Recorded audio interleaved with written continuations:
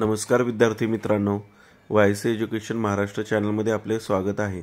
आज आपण इयत्ता 6वी विषय गणित माध्यम सेमी द्वितीय घटक चाचणी प्रश्नपत्रिका उत्तरासहित पाहणार आहोत। ही प्रश्नपत्रिका 19 गुणांसाठी आहे। वेळ 1 तास आहे। प्रश्न क्रमांक पहिला, filling the blanks 5 marks. 1. Sign of equality shows that the numbers on both its sides are equal may be result of different operation left and right hand sides. Such an expression of equality is called an dash answer equation. Second, when finding the ratio of two quantities of same kind, their measure must be in dash same unit. Third, dash can be used to make the denominator 100 answer equivalent. Fourth, the value of the variable which balance or satisfy the equation is called dash to the equation answer solution. Fifth, find the cost of one article from that of many by division. Then find the cost of many articles from that of one by multiplication. This method of solving a problem is called unitary method. Next question B. Solve 5 marks. 1. 4 years ago Diljit was 8 years old. How old is he today? 4 वर्षापूर्वी दिलजीतचं वय 8 वर्ष होतं, तर आता किती वय असेल? Suppose Diljit today's age is X. दिलजीतचं आजचं वय X मानलेलं आहे। बाय कंडिशन म्हणजेच दिलेल्या अटीनुसार इक्वेशन तयार केलं। X - 4 = 8. -4 बरोबर चिन्हाच्या इकडे आल्यामुळे प्लस झाला। X = 8 + 4 12 म्हणून answer 12 years. Second, the product of 15 and another numbers. Another number आपण सपोज X घेतलेला आहे। 15 × X = 15X. 3. If a bunch of 10 flowers cost 25 rupees, how much will 4 flowers cost? Answer 25 divided by 10, 2.5 rupees. एका फ्लावरची किंमत आपण काढलेली आहे, 2.5 रुपये आलेले आहे। Cost of 4 flowers 4 × 2.5 = 10 rupees. 4. 50% means 50 parts of a total of 100. So 50 out of 100 mean how much part? Answer 15/100 = 1/2 part. In other words, 15% is half of the whole. Fifth, find the cost of 8 kg of rice if the cost of 10 kg is 325 rupees.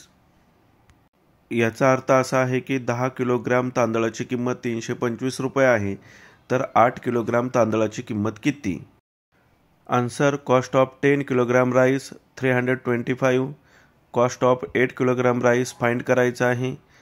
त्यामुळं आपण काय केलेलं आहे, 325 भागिले 10 325 divide by 10 = 32.5. एका kilogram तांदळाची किंमत 32.5 रुपये आलेली आहे। 8 किलोग्रामची विचारलेली असल्यामुळे 8ने गुणाकार केला, गुणाकार आलेला आहे 260 रुपीज। म्हणून answer cost of 8 kilogram rice is 260 rupees. Next question number 2 A. Solve 6 marks. 1. Snail has a red ribbon that is 80 cm long and a blue ribbon 2.20 meter long. What is the ratio of the length of the red ribbon to that of the blue ribbon? Answer, length of red ribbon 80 cm, length of blue ribbon 2.20 metre दिलेले आहे, त्यामुळे त्याचं आपण सेंटीमीटरमध्ये convert करूया। इथे red बॉक्समध्ये convert करून दिलेलं आहे 2 × 100 + 20, 200 + 20, 220 सेंटीमीटर। आपल्याला आता रेशो काढायचा आहे। Ratio of red ribbon to blue ribbon, red ribbon upon blue ribbon 80/220, 0 ला 0 कॅन्सल होणार। 8/22, 2ने डिवाइड केलं त्यांना, 2 4 जा 8, 2 11 जा 22. आन्सर आले 4/11. आता आपल्याला रेशो विचारलेला असल्यामुळे आपण रेशोमध्ये उत्तर लिहूया 4:1. त्यामुळे शेवटी उत्तर विद्यार्थ्यांनी असं लिहावं, ratio of red ribbon to blue ribbon is 4/11 और 4:1. व्यवस्थित या उदाहरणाचा सराव करा. उदाहरण सोपं आहे, फक्त अगोदर कन्वर्ट करायचं आहे. तसेच पुढील प्रश्न पाहण्या अगोदर सर्व विद्यार्थ्यांसाठी एक सूचना आहे. जर तुम्हाला द्वितीय घटक चाचणीच्या इतर विषयांच्या सर्व प्रश्नपत्रिका हव्या असतील तर आपल्या चॅनलच्या प्लेलिस्टमध्ये द्वितीय घटक चाचणी 2024-25 या ऑप्शनमध्ये सर्व प्रश्नपत्रिका उत्तरासहित उपलब्ध करून दिलेल्या आहेत. त्या सर्व प्रश्नपत्रिकांचा अभ्यास करा. आता पुढील प्रश्न, इफ प्रकाश सोड जवार on 75% of the 19,500 square meter of his land, on how many square meter did he actually plant jawar?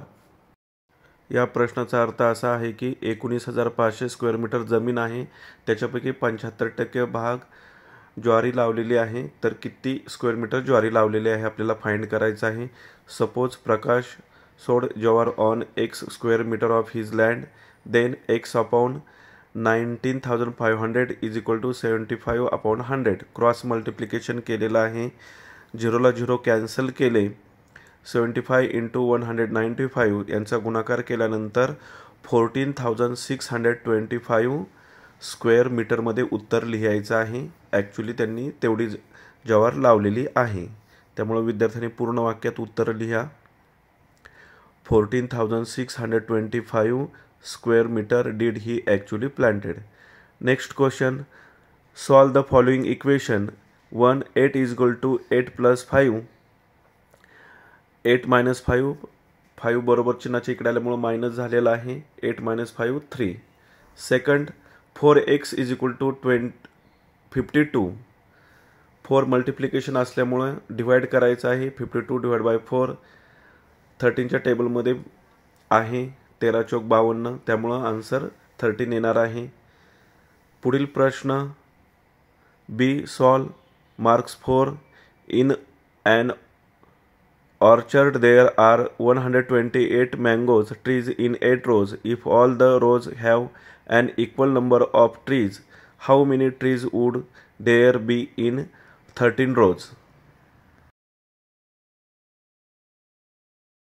Answer 128 mango trees 8 row मध्ये आहेत. Number of trees in 1 row, 1 row मध्ये 128 divide by 8 16 trees येणार आहेत. Number of trees in 13 rows 13 × 16 यांचं multiplication केलेलं आहे 208 trees. Answer 208 trees would there be in 13 rows. 8 row मध्ये जर 128 झाडे असतील तर 13 रो मध्ये 208 झाडे असणार आहेत. विद्यार्थ्यांनी या प्रश्नाचा व्यवस्थित सराव करावा, कारण का 6वीच्या अभ्यासक्रमात हा चॅप्टर जो आहे विद्यार्थ्यांसाठी नवीन आहे. 5वीच्या इयत्तेमध्ये याविषयी काही जास्त अभ्यासक्रम नव्हता, त्यामुळे व्यवस्थित सराव करा.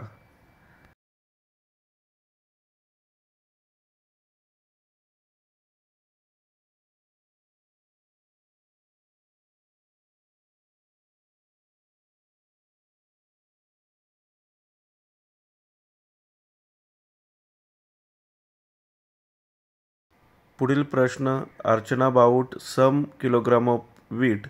She requires 12 kilogram per month and she got enough wheat milled for 3 months. After that she had 14 kilogram left. How much wheat had Archana bought altogether?